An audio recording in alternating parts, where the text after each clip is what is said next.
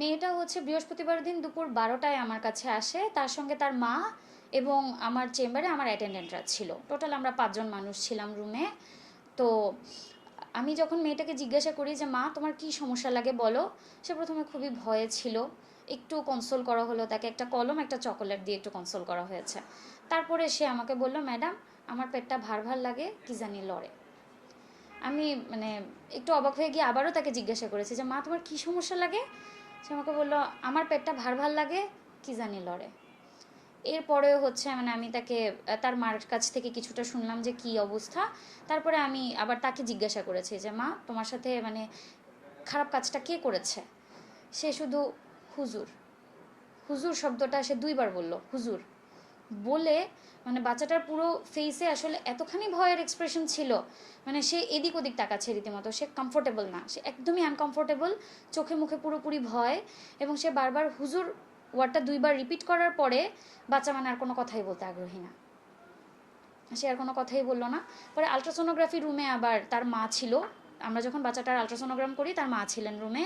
তার মার সামনেও আমি তাকে বারবার বলেছি যে মা মানে এরকম কেউ করলে, কেউ ব্যাড টাচ করলে তাকে মার দিতে হয়, তোমার মা কি তোমাকে বলেননি?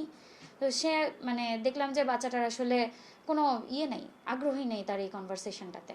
সে শুধু মানে একটাই হুজুরের নাম উচ্চারণ করলেই তার মানে একটা চোখে মুখে ভয়, এবং সে আর তখন চোখে চোখ রেখে কথা বলতে পারে না, এদিক ওদিক তাকায়।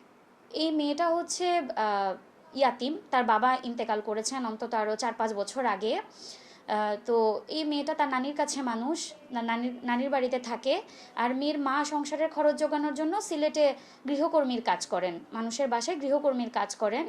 তো মেয়েটাকে তিনি এলাকাস্থ ফাতেমাতুজ জোহরা মহিলা মাদ্রাসায়, কওমি মাদ্রাসা ফাতেমাতুজ জোহরা কওমি মাদ্রাসায় ভর্তি করেন, যে মাদ্রাসার প্রতিষ্ঠাতা পরিচালক হচ্ছেন আমানুল্লাহ সাগর। আমানুল্লাহ সাগর এবং ওনার ওয়াইফ হচ্ছেন এই প্রতিষ্ঠানের মেইন দায়িত্বে, উনি হ্যান্ডেল করেন সব কিছু। তো গত নভেম্বর মাসে নাকি বাচ্চাটাকে ছুটির পরে বারান্দা ঝাড়ু দেওয়ার জন্য বলা হয়, মানে আমানুল্লাহ সাগর হুজুরি নাকি বাচ্চাটাকে বলেন বারান্দা ঝাড়ু দিয়ে তারপর বাসায় যেতে। তো বাচ্চা বারান্দা ঝাড়ু দেওয়া শুরু করে। বারান্দা ঝাড়ু দেওয়ার এক পর্যায়ে নাকি হুজুর তাকে বলে হুজুরের যে রুমটা, মানে প্রতিষ্ঠাতা পরিচালকের যে রুমটা, এই রুমটাও যেন পরিষ্কার করে দেয়। তো বাচ্চা রুম পরিষ্কার করার জন্য ভেতরে ঢুকলে উনি দরজা বন্ধ করে বাচ্চার সঙ্গে এই পৈশাচিক আচরণটা করেন। 5 থেকে আরও 7বার উনি এটা রিপিট করছেন আচরণটা বাচ্চার সঙ্গে, পরপর বেশ কয়েকদিন, পরপর প্রায় 5 থেকে 7 দিন উনি একই কাজ করছেন। এবং বাচ্চাকে ভয় দেখাইছেন যে বাচ্চা যদি কাউকে বলে দেয় বাচ্চার নানিকে মেরে ফেলবে, বাচ্চাকে মেরে ফেলবে, বাচ্চার মাকে সিলেটে খুঁজে নিয়ে মারবে, সিলেটে মেরে ফেলবে, এমন ভয় দেখানো হয়েছে বাচ্চাকে। বাচ্চা নাম দিয়েছে তৌহিদি জনতা।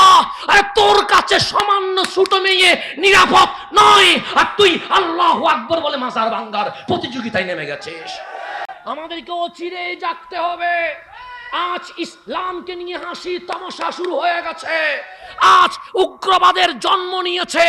আজকে আমাদেরকে দেখতে হয় মহিলা মাদ্রাসা যেখান থেকে রাবিয়া বসরি বের হওয়া দরকার, সেখানে মোল্লা নামের মোল্লা দর্শক সেজে নারীর ইজ্জত লুণ্ঠন করা শুরু করে দিয়েছে। আগে নিজের চরিত্র ঠিক কর। তোর কাছে একটা ছোট মেয়ে নিরাপদ নয়, তোর কাছে ছোট বাচ্চা নিরাপদ নয়, আর তুই মাজার ভাঙ্গার নাম দিয়ে ইসলাম প্রতিষ্ঠা করতেছস। কেমন বেহায়া, কেমন নির্লজ্জ, কেমন বেয়াদব হয়ে গেছে। যেই মাদ্রাসায় বাবা মা স্বপ্ন দেখেছে এটা মা মরিয়ম হবে, এটা রাবিয়া বসরি হবে, এটা হাদিজাতুল কুবরা হবে, এই আশায় মেয়েকে ভর্তি করাইছে কোথায়? স্কুলে না, মাদ্রাসায়। হুজুরের কাছে মেয়ে কি নাই?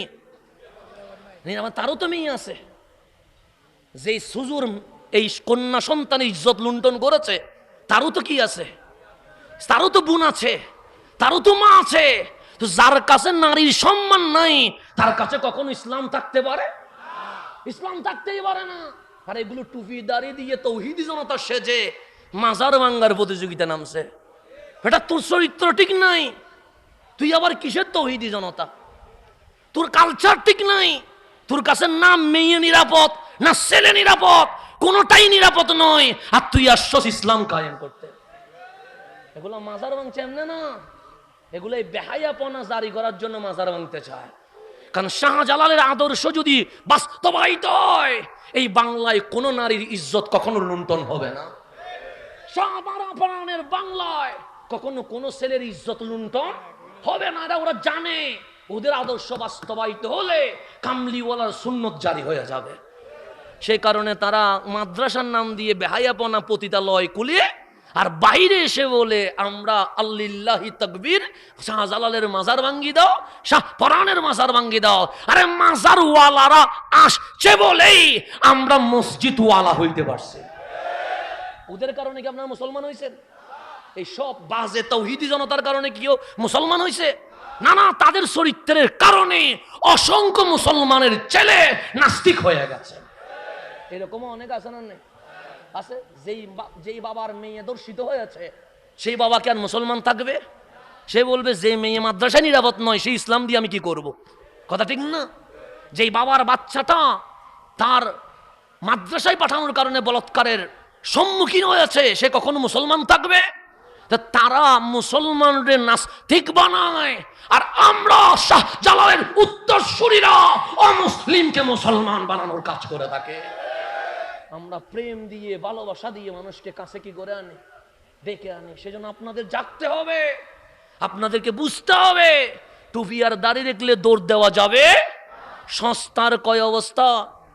3 অবস্থা মনে রাখবেন। সেটা মসজিদে এসে যদি বলে ফ্রি চাকরি করব, তখন বুঝি দেবেন এখানে জামিলা আছে। এখানে কি আছে? জামিলা আছে। এগুলো বুঝে নেবেন। সংস্থার কয় অবস্থা? আল্লাহ যেন আমাদেরকে বুঝার তৌফিক নসিব করেন। সেই কারণে তরুণ প্রজন্মকে জেগে উঠতে হবে। আজ আমার নারীর ইজ্জত রক্ষায় আমাদেরকে মাঠে নামতে হবে। আমার সন্তান যেন বলাৎকারের শিকার না হয়, আমার সন্তানের নিরাপত্তা রক্ষায় আমাদেরকে মাঠে নামতে হবে। শাহজালালের উত্তরসূরিরা মাঠে নেমে গেলে এজিদিরা পালানোর সুযোগ পাবে না ইনশাআল্লাহ। এই বেহায়াগুলা থেকে বাংলাদেশকে রক্ষা করতে হবে না? না ওদের কাছে বাচ্চা নিরাপদ আছে?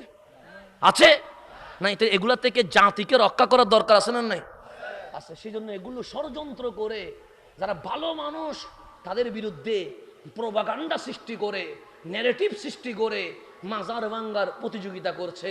এখন কেউ বলুক তো এই মাজার ওয়ালারা কখনো কোনো নারীর ইজ্জত লুণ্ঠন করেছে? এই মাজার ওয়ালারা কোনো বাচ্চার ইজ্জত কি লুণ্ঠন করেছে? না না, এই মাজার ওয়ালারাই এসে সোনার বাংলাদেশে নরনারীর অধিকার প্রতিষ্ঠা করেছে।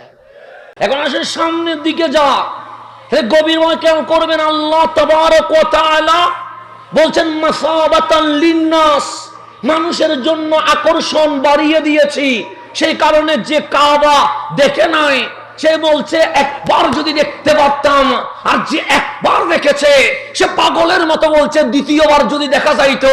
যে 2 বার দেখেছে সে বারবার স্বপ্ন দেখছে বারবার যদি যাওয়া যাইতো। এক কাবার কালো গিলাফের মাঝে মালিক এমন আকর্ষণ বাড়িয়ে দিয়েছে, একবার নয় 100বার দেখার পরেও মন বলবে বারবার দেখতে ইচ্ছে করছে। কথা ঠিক কিনা?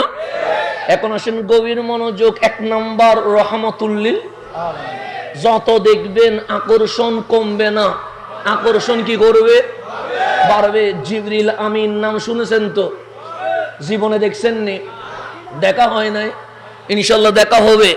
হয়তোবা জিবরিলের সাথে আমাদের দেখা হয় কিন্তু আমরা চিনতে পারি নাই। কেন? আল্লাহ তো নিজেই বলছেন পাক কোরআনের মধ্যে লাইলাতুল কদরি খায়রুম মিন আলফি শাহর তানাজ্জালুল মালাইকাতু ওয়ার রূহ।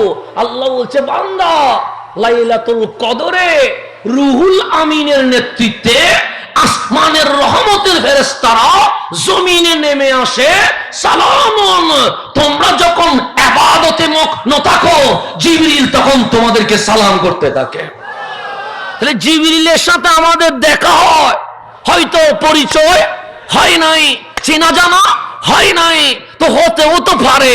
কারণ এমনও তো কিছু মানুষ আছে যাদের সাথে পরিচয় ঘটে গেছে। তো ওই জিবরিল আমিন বলছে আমার দায়িত্ব হচ্ছে নবীদের কাছে আসা, রসুলদের কাছে আসা। যেমন জিবরিল আমার কাছে আসে নাই, সেই কারণে আমি জিবরিলকে চিনি নাই। হ্যাঁ, সালাম দিয়েছে কিন্তু আমি শুনি নাই। আপনার কাছে জিবরিল আসে নাই কেন? কারণ আপনি তো নবীও না, রসুলও নয়। সেই জন্য আল্লাহ পাক কোরআনে বলছেন, বান্দারে আমি রব্বুল আলামিন। আমরা বলি মালিক, ডাইরেক্ট কথা বলা যাবে? আল্লাহ বলে মা কানা লিবাশারিন আইয়ুকাল্লিমাহুল্লাহ, মা কানা লিবাশারিন। মানুষের যোগ্যতা নাই, মানুষের কোয়ালিটি নাই, মানুষের স্ট্যাটাস নাই, মানুষের ক্ষমতা নাই। আইয়ুকাল্লিমাহুল্লাহ, আমি আল্লাহ ডাইরেক্ট তার সাথে কথা বলবো এই যোগ্যতা আমার বান্দার নাই। মালিক আপনি চাইলে কথা বলতে পারেন না? আল্লাহ বলে অবশ্যই পারি। আমি ইন্নাল্লাহ আলা কুল্লি শাইইন কাদির, আমি কুন বললে ফায়াকুন হয়ে যায়। তাহলে মালিক কথা বলবেন না কেন? আল্লাহ বলে আমার কোনো সমস্যা নাই। মা কানা লিবাশারিন, তোমার সমস্যা আমাদের সমস্যা। মালিক আমাদের সমস্যা কি রকম? আমরা তো তোমার সাথে ডাইরেক্ট কথা বলতে প্রস্তুত আছি।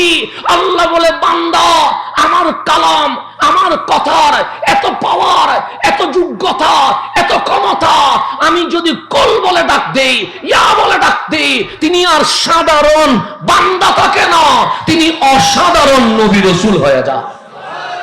তাহলে আল্লাহর কালামের পাওয়ার আছে না নাই? আছে। আল্লাহ যখন বলছে ইয়া আদম, উনি আর সাধারণ নাই, উনি অসাধারণ খলিফাতুল্লাহ হয়ে গেছে। আল্লাহ যখন বললেন ইয়া মুসা, উনি আর সাধারণ নাই, উনি কালিমুল্লাহ হয়ে গেছে। আল্লাহ যখন বললেন ইয়া ইব্রাহিম, উনি আর সাধারণ নাই, উনি খলিলুল্লাহ হয়ে গেছে। আল্লাহ যখন বললেন ইয়া নূহ, উনি আর সাধারণ নাই, উনি অতুলনীয় রাসূলুল্লাহ হয়ে গেছে। আল্লাহ যখন বললেন ইয়া ঈসা, উনি আর সাধারণ নাই, উনি রুহুল্লাহ হয়ে গেছে। মালিক আপনি কিভাবে কথা বলেন? আল্লাহ বলে আমি 3 স্টেপে কথা বলি। 1 নাম্বার, জিবরিল পাঠায়া কথা বলি। জিবরিল যাদের সাথে কথা বলে তারা নবী রসুল হয়ে যায়। জিবরিল বাবা আদমের সাথে কথা বলেছে, সেই জন্য আদম সফিউল্লাহ হয়ে গেছে।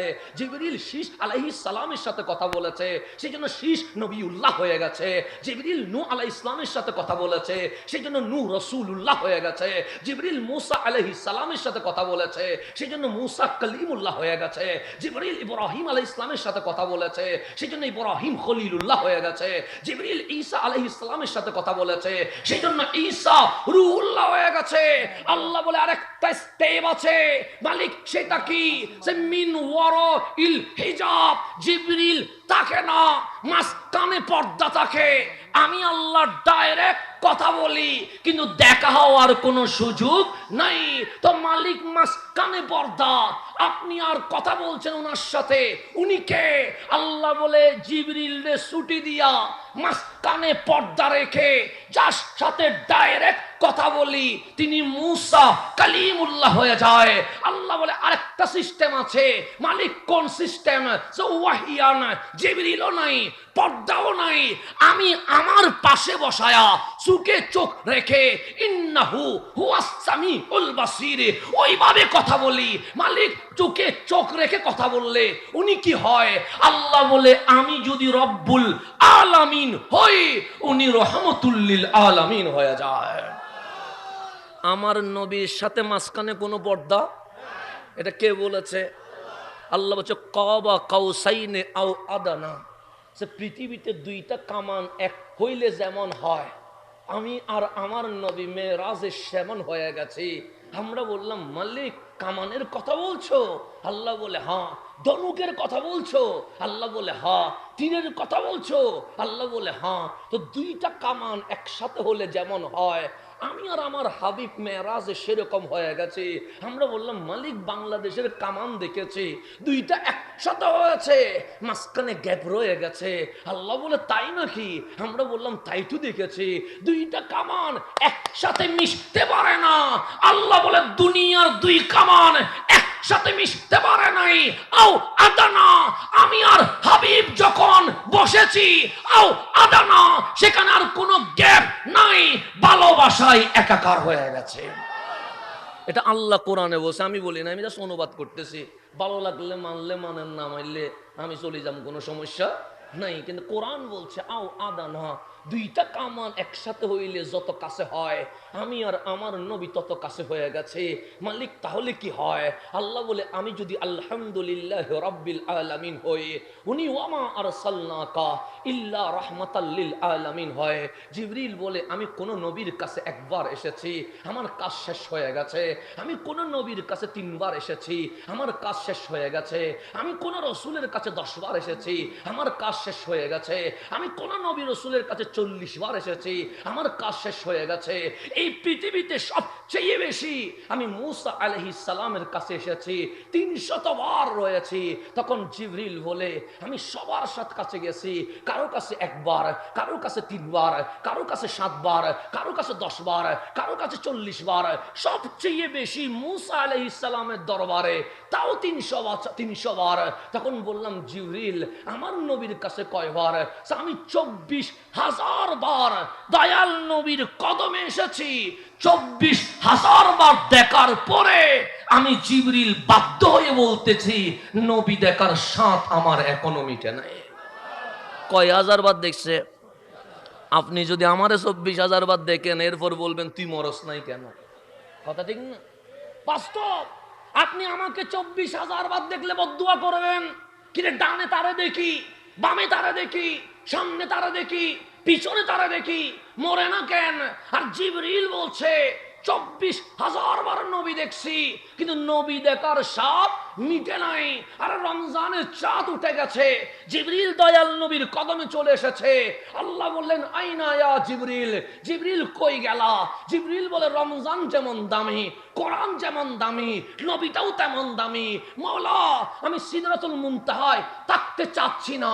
আল্লাহ বলে, কি চাও? সে এই দামি মাসে আমি একটা কাজ করব, তোমার নবীর চেহারা দেখতে থাকবো। আল্লাহ বলেন, আমি নবীর ব্যাপারে না করতে পারবো না জিবরিল, তো একটা কাজ করো না। জিবরিল বলে, কি করতাম? আমার নবী বলে, শুধু সাইয়া সাইয়া দেখলে হবে? রমজান যেহেতু কোরআনের মাস, শুধু নবী দেখতে থাকবা, আর ঠোঁট দিয়া একবার তুমি পুরা কোরআন নবীরে শোনাইয়া দিবা, আর একবার আমার নবী পুরা কোরআন তোমাকে শোনাইয়া দিবে। পুরা রমজান তুমি জিবরিল শুধু আমার নবীরে দেখতে থাকবে। প্রতি বছর রমজান মাস পুরাটাই জিবরিল কার সাথে? এরপরেও বলতেছে নবী দেখার স্বাদ মিটে নাই। তো এটা আমারে জিজ্ঞেস করলে তো হবে না, মোহতামি মুজুরিকে জিজ্ঞেস করলে হবে না, শেখুল হাদিসকে জিজ্ঞেস করলে হবে না। যিনি 24 ঘন্টা নবী দেখেছে তার নাম সিদ্দিকে আকবর। যিনি সকাল বেলাও নবী দেখে, দুপুর বেলাও নবী দেখে, বিকেল বেলাও নবী দেখে, রাতের বেলায়ও নবী দেখে, মসজিদেও নবী দেখে, বাজারেও নবী দেখে, রাস্তায়ও নবী দেখে, আরে বদর, উহুদ, হুনাইন, খন্দকে সেখানেও নবী দেখে। চতুর্দিকে যখন নবী দেখছে, তখন সিদ্দিক আকবরকে আশেক জিজ্ঞেস করছে, আবু বকর 24 ঘন্টা শুধু নবী দেখলা, কি দেখলা?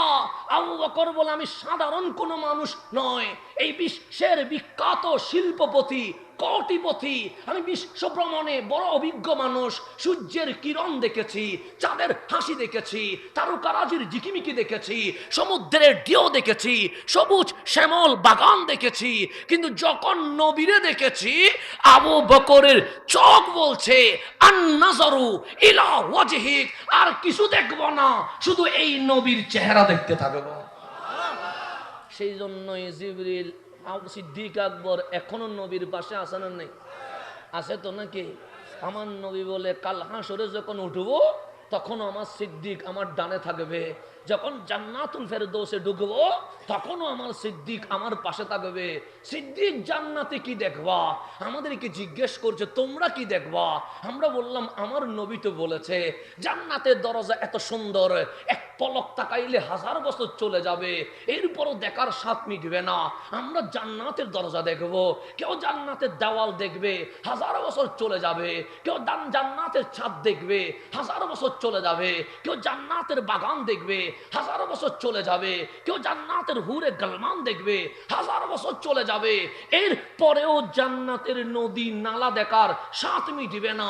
আর আমার আবু বকর বলছে আমি দরজাও দেখবো না, দেওয়ালও দেখবো না, চাঁদও দেখবো না, নদী নালাও দেখবো না, হুরে গালমানও দেখবো না, ওকে আমার সিদ্দিক কি দেখবো? ওই জান্নাতের ভেতরে বসে আমি কাউসারের মালিক আমার নবীর চেহারার দিকে তাকিয়ে থাকবো। কেন?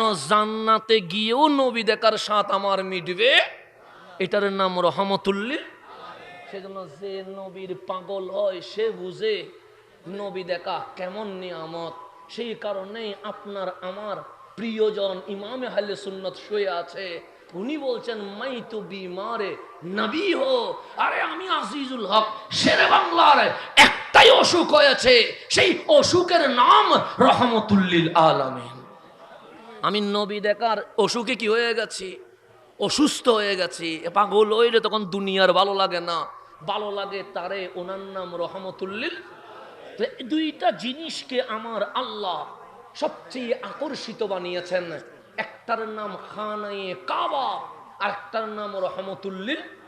এখন আপনি এই যে হজের মাসে মানুষ রওনা হয়ে গেছে, কেউ মদিনায়ে মুনাওয়ারার সবজে গুম্বিদের সামনে আসসালাতু ওয়াসসালামু আলাইকা ইয়া রাসূলুল্লাহ বলছে, কেউ খানায়ে কাবার গিলাপের চতুর্দিকে লাব্বাইক আল্লাহুম্মা লাব্বাইক বলছে।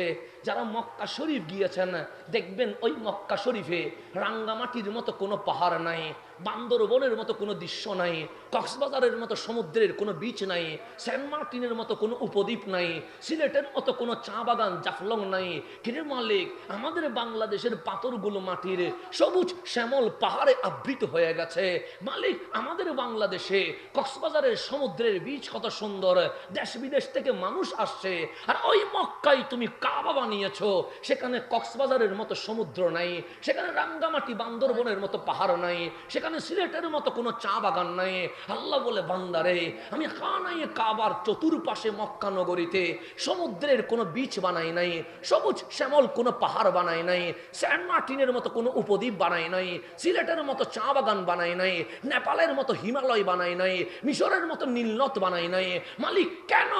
আল্লাহ বলে, আমার বান্দা যখন মক্কায় যাবে নিয়ত সমুদ্র নয়, পাহাড় নয়, পর্বত নয়, নিয়ত থাকবে শুধু খানায়ে কাবা। আমার বান্দা মক্কায় ঢুকবে শুধুমাত্র কাবা শরীফ দেখার জন্য। সেই জন্য মক্কায় সুন্দর তেমন কোনো জিনিস আছে? কোন একটা সুন্দর পাহাড় নাই। কেউ বলতে পারবে যে রাঙ্গামাটির মতো পাহাড় আছে? নাই। মক্কায় কক্সবাজারের মতো কোনো সমুদ্র নাই, আছে? নাই। মক্কায় সেন্ট মার্টিনের মতো কোনো উপদ্বীপ নাই, মক্কায় সিলেটের মতো কোনো চা বাগান নাই, মক্কায় নেপালের মতো কোনো হিমালয় নাই, মক্কায় মিশরের মতো কোনো নীলনদ নাই। কেন? আল্লাহ বলে, তুমি চট্টগ্রাম যাবা কক্সবাজার দেখার জন্য, রাঙ্গামাটি যাওয়া সবুজ শ্যামল দৃশ্য দেখার জন্য, তুমি সিলেটে যাওয়া চা বাগান দেখার জন্য, কিন্তু তুমি যখন মক্কায় আসবা তখন বাগান নয়, পাহাড় নয়, সমুদ্র নয়, তোমার নিয়ত থাকবে শুধু খানায়ে কাবা। সেখানে অন্য কিছু দেখবা না, একটা জিনিস বলবা, লাব্বাইক আল্লাহুম্মা লাব্বাইক। মালিক, আমি হাজির হয়েছি কাউকে দেখানোর জন্য নয়, আমার মালিককে দেখানোর জন্য। এখন আসেন, আমি আপনার এই যে মক্কার কথা বলছি কেন?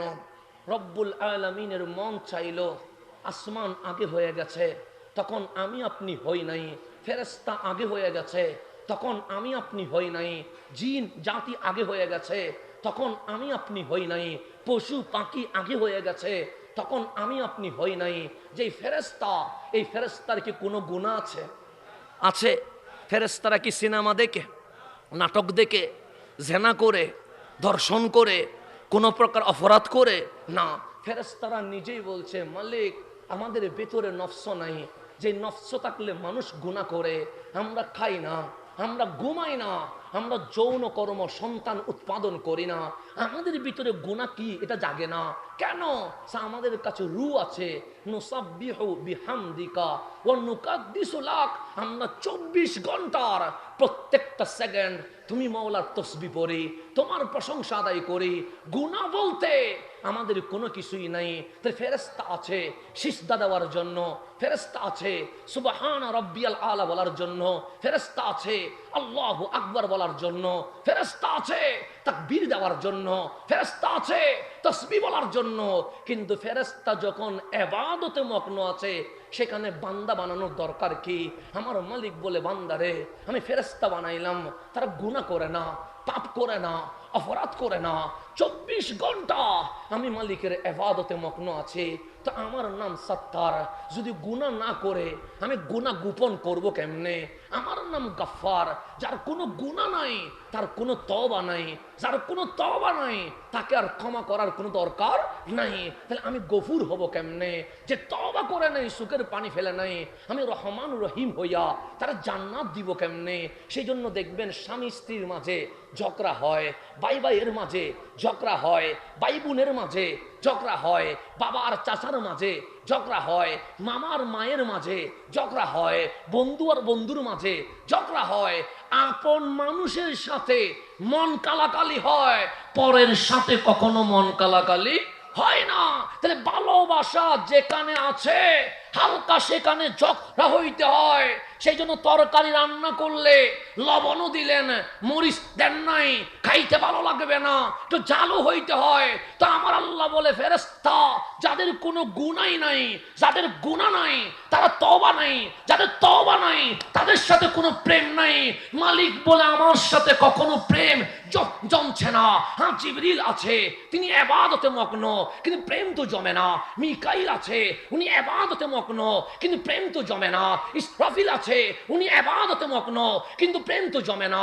তা আমার আল্লাহ চতুষ্পদ প্রাণী বানাইলেন, গরু, ছাগল, বেড়া, দুম্বা, বাঘ, হাতি বানাইলেন। এগুলার নফস দিছে, রু দেয় নাই। কেন? রু দেখলে শুধু ইবাদত করতে মন চায়। নফস দিলেন, নফসের 3টা কাজ, ঘুমায়, খায়, যৌন কাজ করে। আপনাদের এলাকায় যদি গরু থাকে একটু দেখবেন, সে 3টা ডিউটি, খাবে, ঘুমাবে, সন্তান উৎপাদন করবে। এর বাইরে গরুর কোনো কাজ আছে? গরু কি নামাজ পড়ে, রোজা রাখে, হজ করে, যাকাত দেয় না কেন? তার কাছে রু নাই, শুধু নফস আছে। সে খাবে, ঘুমাবে আর সংসার করবে, তার কোনো কাজ নাই। আমার মালিক বলে, ফেরেশতা বানাইলাম 24 ঘন্টা ইবাদতে মগ্ন, পশু পাখি বানাইলাম, এরা শুধু খায়, ঘুমায় আর সংসার করে, ইবাদতে মগ্ন হয় না, প্রেম তো জমে না। তখন আমার মালিক বলেন, আমি এমন একটা সৃষ্টি বানাবো, ওয়া ইজ ক্বালা রাব্বুকা লিল মালাইকাতি ইন্নী জাইলুন ফিল আরদি খলিফা। আমি মানুষ বানাবো, কেন? যে তাদের নাম হবে খলিফা, তাদের সাথে আমার প্রেম হবে, তাদের ভেতরে আমি রু দিব, যে রুর মাধ্যমে, যে কলবের মাধ্যমে তারা মাহফিলে চলে আসবে, নামাজে চলে আসবে, রোজায় চলে আসবে, কোরআনে চলে আসবে, দরুদ শরীফে চলে আসবে। আর একটা পশু পাখির নফস দিব, এটার কারণে সে সিনেমায় যাবে, নাটকে যাবে, মাদকে যাবে, জেনায় যাবে, জুয়াতে যাবে। আমার মালিক আপনার ভেতরে, আমার ভেতরে 2টা জিনিস দিলেন, একটা দিলেন নফস, আর একটা দিলেন কলব। নফস শয়তানের কাজ করে, কলব ফেরেশতার কাজ করে। সেই জন্য যে সিনেমায় যায় সে নফসের দুখায় যায়, যে জুয়াতে যায় সে নফসের দুখায় যায়, যে মাদকে যায় সে নফসের দুখায় যায়। আর যারা মাহফিলে চলে আসছেন তারা ভেতরে যে রু আছে, যেটা মাওলার প্রেমের কাজ করে, ওই রু আপনাকে সিনেমায় নয়, নাটকে নয়, জেনাই নয়, মাওলার এবং মাওলার হাবিবের প্রেমের বাগানে নিয়ে এসেছেন। আপনাকে এনেছে রু, সেজন্য ভিতরে বাম সাইডের 2 আঙ্গুল নিচে কলব আছে। কোথায়? বাম সাইডে স্তনের কয় আঙ্গুল নিচে। জীবনে কখনো দেখার সুযোগ হয় নাই, আজকে গিয়ে রাত্রে লাইট বন্ধ করে দিবেন, যাই নামাজে বসে যাবেন। নামাজ পড়তে বলতেছি না, জিকির করতে বলতেছি না, লাইট বন্ধ করে দিবেন। দুনিয়ার সমস্ত ভাবনা আপাতত ব্রেন থেকে মাইনাস করে দিবেন। ওই 2 আঙ্গুল নিচে আঙ্গুল লাগাবেন, চোখ কান নাক বন্ধ করে সেই দিকে খেয়াল করবেন। দেখবেন ওই 2 আঙ্গুল নিচে বাম সাইডে একটা একটা জায়গা আছে, মাংসের টুকরো আছে, ওই মাংসের টুকরো আল্লাহ আল্লাহ জিকিরের মধ্যে ব্যস্ত আছে। আপনার ভিতরে আছে, আপনি খেয়াল করে দেখবেন, এইখানে এই বাম সাইডের 2 আঙ্গুল নিচে এভাবে আঙ্গুল লাগাবেন, নাক কান চোখ বন্ধ করবেন, লাইট অফ করে দিবেন, দুনিয়ার সমস্ত খেয়াল বন্ধ করে দিবেন, চোখ বন্ধ করে খেয়াল করবেন এইদিকে। তখন আপনি নিজের কানে শুনতে পাবেন আপনার ভেতরে একটা অংশ যার নাম কলব, ওই কলব 24 ঘন্টার প্রত্যেকটা সেকেন্ড মালিকের জিকিরে ব্যস্ত হয়ে গেছে। এটার নাম রূহ, এটা এখনো জিকির করছে। তো এখানে তো আর করতে পারবেন না, সে কারণে বললাম ঘরে গিয়ে লাইট বন্ধ করে দিবেন, যাই নামাজে বসবেন, আঙ্গুলটা চাপ দিয়ে ধরবেন, চোখ কান সবকিছু বন্ধ করে দিয়ে এইদিকে নজর দিবেন। এখানে একটা মাংসের টুকরো লড়ছে, নড়াচড়া করছে, আর সেই নড়াচড়া করা অবস্থায় ওখান থেকে বের হচ্ছে আল্লাহ আল্লাহ আল্লাহ। আপনি নিজের কানে শুনতে পাবেন। আপনার ভেতরে আল্লাহ এমন মেশিন বসিয়ে দিয়েছে, আল্লাহ বলছে বান্দা তুই হয়তো সিনেমা নাটক জেনাই চলে গেছিস, কিন্তু তোর ভেতরের কলব আল্লাহর ভয়ে, আল্লাহর প্রেমে, আল্লাহর মোহাব্বতে, মাওলার জিকির চলমান রেখে দিয়েছে।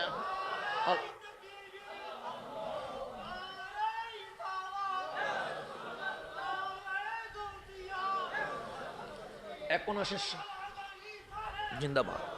আজ এই মুরব্বী হলো এসকনা দিতে বাড়তি দিয়ে দিবে, কোন হলে মুরব্বী হলো না দিতে কাজে জমান হলো আমাদের কাজে। এখন সামনের দিকে আজ কোন এসকো দিতে মুরব্বী হলো, মাশাআল্লাহ। মুরব্বীও লাইব, যুবকও লাইব, দুনুমন লাইব না, লাইব তো দুনুমন লাইব। সিদ্দিক আকবরের মতো বয়স্ক লাগবে, আবার মাওলা আলীর মতো তরুণ যুবকও লাগবে। লাগবে কি লাগবে না? লাগবে। দুইটার সমন্বয় ইসলাম। আম্মা জান খাদিজাতুল কুবরার মতো বয়স্ক নারীও লাগবে, আম্মা জান আয়েশা সিদ্দিকা তাহেরার মতো তরুণীও লাগবে। ইসলাম মুরব্বীকেও অবহেলা করে না, ইসলাম তরুণ প্রজন্মকেও অবহেলা করে না। কেন?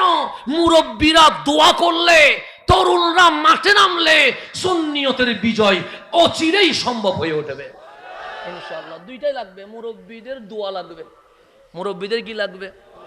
যুবকদের পরিশ্রম লাগবে। যে পরিশ্রম সিনেমায় নাটকে দিচ্ছেন, সেই পরিশ্রমকে ডাইভার্ট করে আল্লাহ এবং আল্লাহর হাবিবের জন্য আমরা যদি মাঠে নামতে পারি, শাহজালালের বাংলায় বাতিল কখনো কথা বলার সাহস পাবে না ইনশাআল্লাহ। আমাদেরকে অচিরেই জাগতে হবে।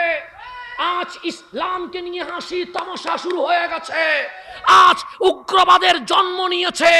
আজকে আমাদেরকে দেখতে হয় মহিলা মাদ্রাসা, যেখান থেকে রাবিয়া বসরি বের হওয়া দরকার, সেখানে মোল্লা নামের মোল্লা দর্শক সেজে নারীর ইজ্জত লুণ্ঠন করা শুরু করে দিয়েছে।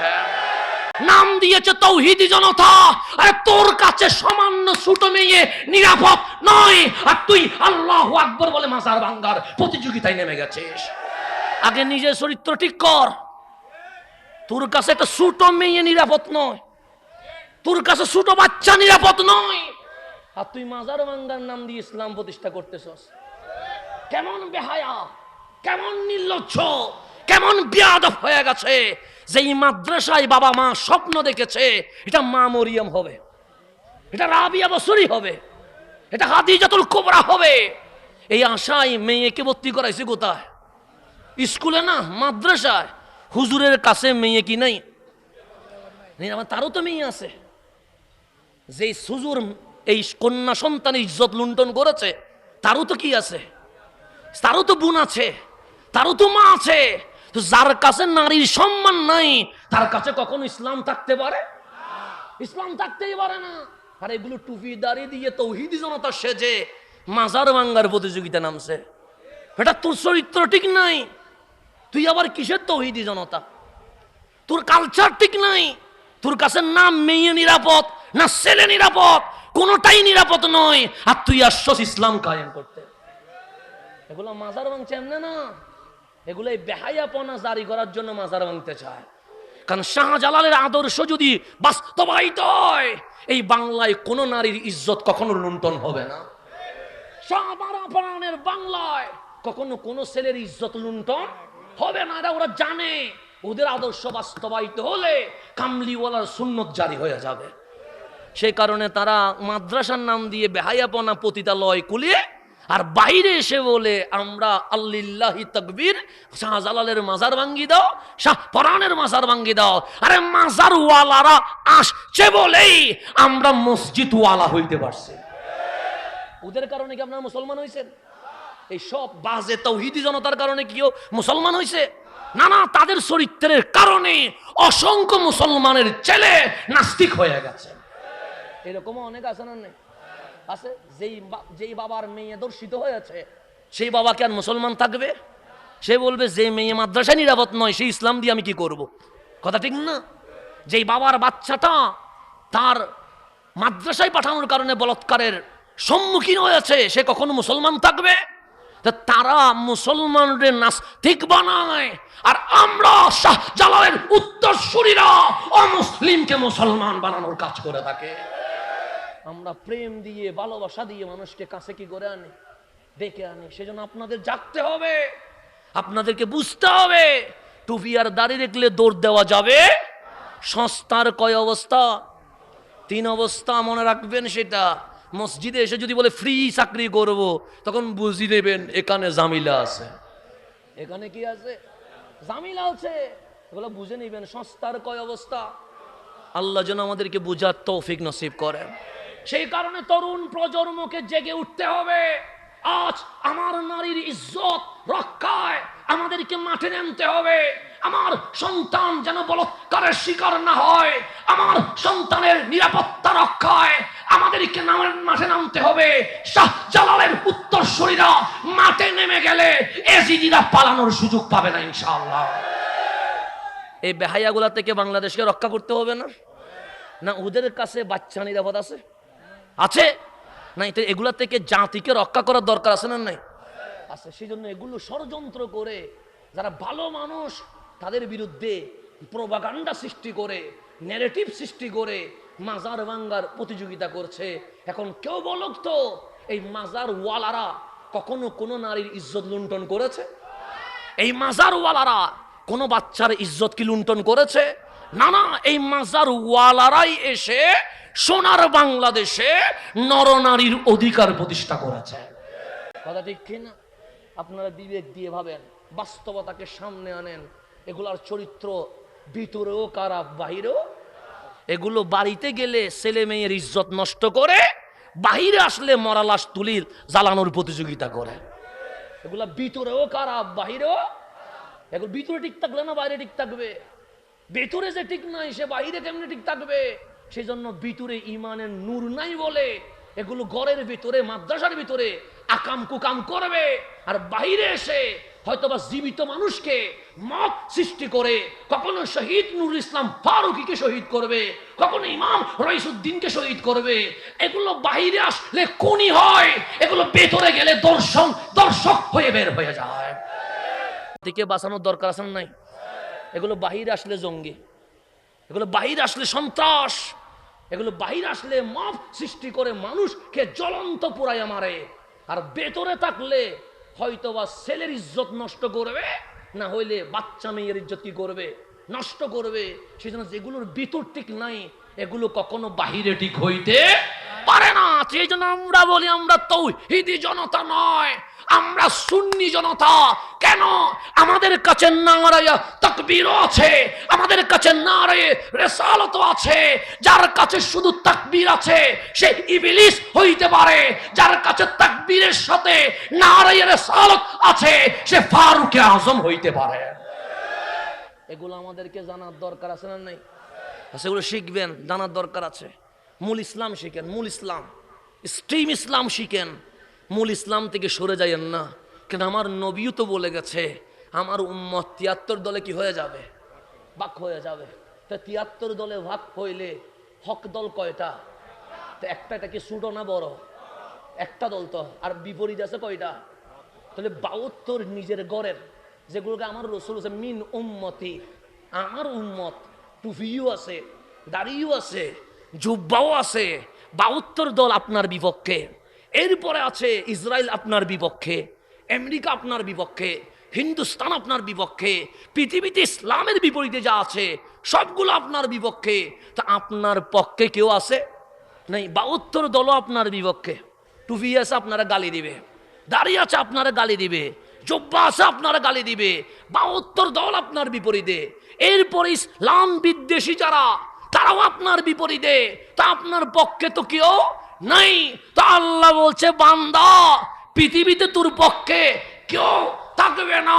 সেই জন্য আমার রসুল যখন গারে সুরের ভেতর ঢুকে গেছে, সিদ্দিক আকবরের কোলে কামলিওয়ালা আরাম করছে, হঠাৎ সিদ্দিক গুহার বাহির থেকে দেখতে পাচ্ছে আবু জাহেলের তরবারি ঝনঝন করছে, আবু লাহাবের তরবারি ঝনঝন করছে, উতবা সাইবা উমাইয়ার তরবারি ঝনঝন করছে। মক্কাবাসী সবাই ওই গুহাকে ঘেরাও করে ফেলেছে, সবাই একটাই আওয়াজ করছে, পদচিহ্ন বোঝা যাচ্ছে ইসলামের নবী এখানে আছে, পাওয়া মাত্র গর্দান দুই ভাগ করে ফেলবো। সিদ্দিক আকবর কথাগুলো শুনছে, চোখ দিয়ে পানি বেয়ে পড়ছে।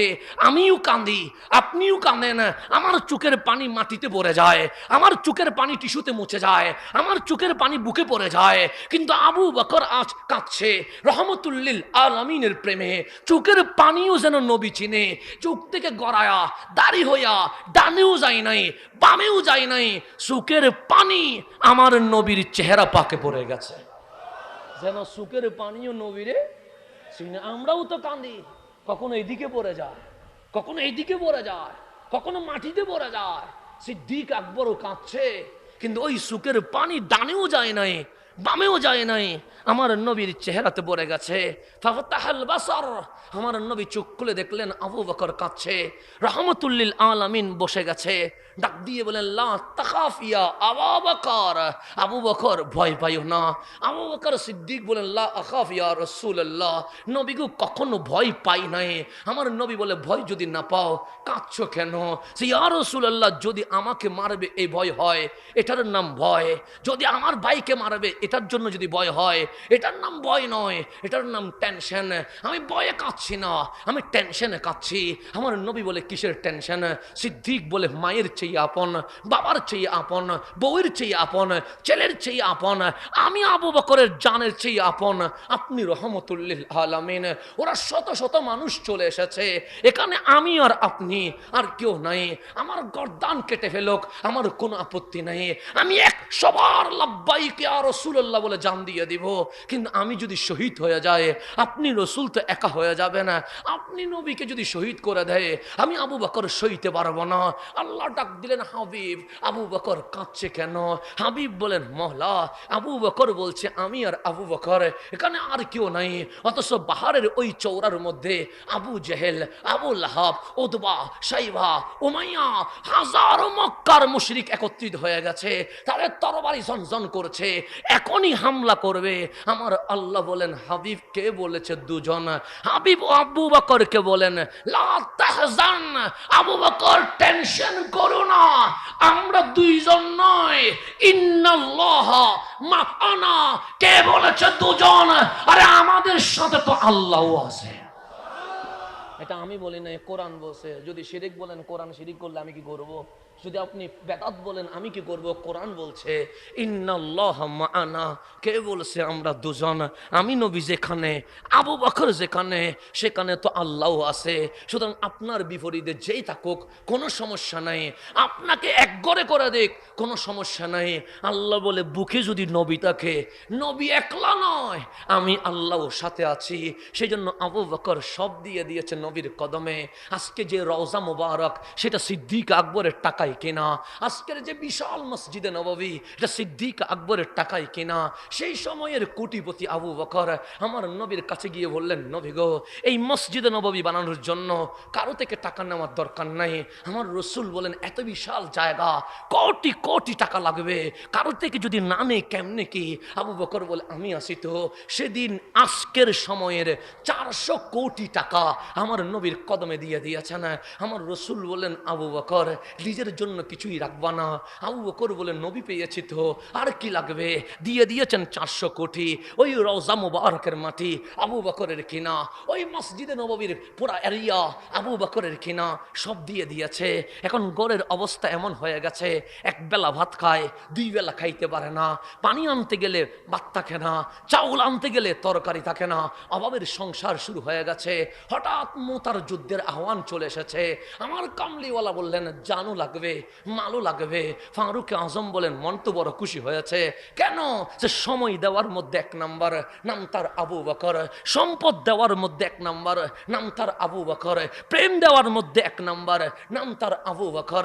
রাজি করার মধ্যে 1 নাম্বার, নাম তার আবু বকর।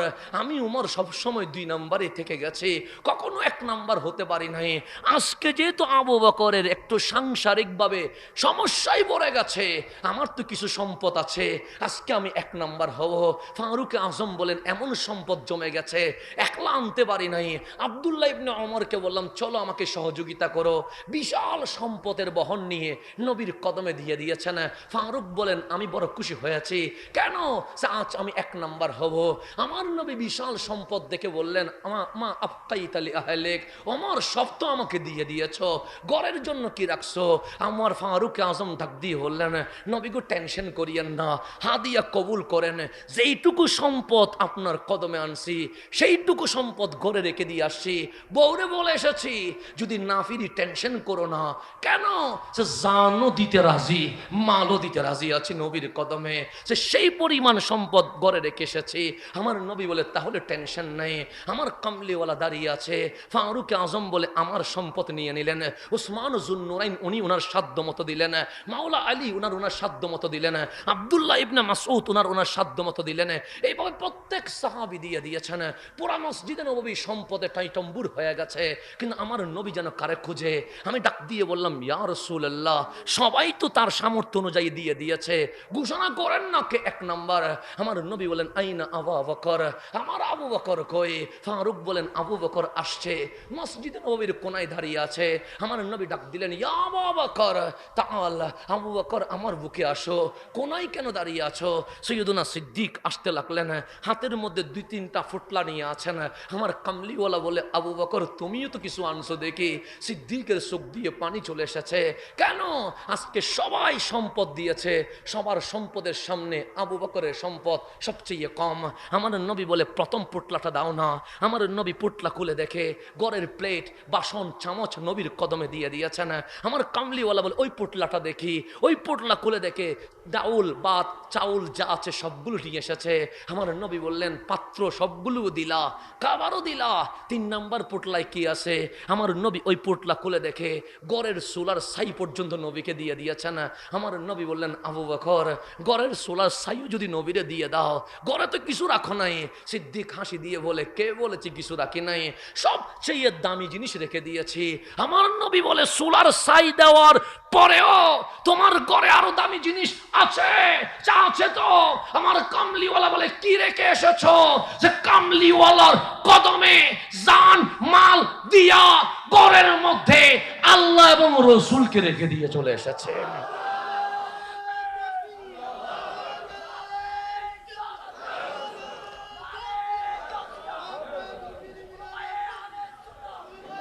আমার রসুলের জবাবে সিদ্দিক বলছে কে বলছে ঘরে কিছু নাই? আল্লাহও আছে, রসুলও আছে। আবু বকর নবী তো মসজিদে নববীতে, তোমার ঘরে কেমনে গেল? আবু বকর বলে প্রেমের মতো প্রেম করে দেখ,